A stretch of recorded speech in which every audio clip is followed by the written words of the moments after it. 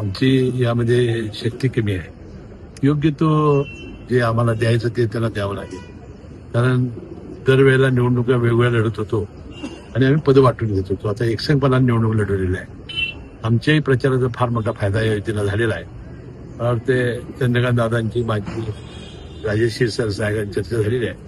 योग्य ते न्याय आम्हाला देखील अशी खात्री आहे. 4 महापौर होणं कितपत योग्य वाटतं? नाही बघा, लोकांच्या लोकप्रतिनिधी अपेक्षा फार मोठ्या असतात. आम्ही सुद्धा असं वाटत होतं, आम्ही ज्यावेळी पदाची खांडोळ होतो त्यावेळी आम्ही टीका करतो.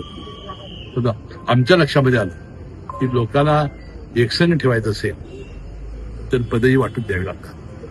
आता वास्तविक 10 महिन्याचा महापौर होणार, काय वर्षाचा होणार, काय 5 वर्षाचा होणार, याच्यापेक्षा प्रशासन एकसंघ ठेवून काम आम्ही कसं करणार, तिन्ही पक्षाची मंडळी एकसंघपणानं चांगलं काम कसं करणार, याला फार महत्व आहे.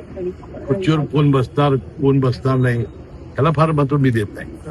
ते विकासाची दृष्टी ठेवून आजच वर्तमानपत्रामध्ये आमचे नेते अजितदादा पवारांनी जे कोल्हापूरसाठी केलेलं आहे त्याचं फार मोठी यादी आली आहे.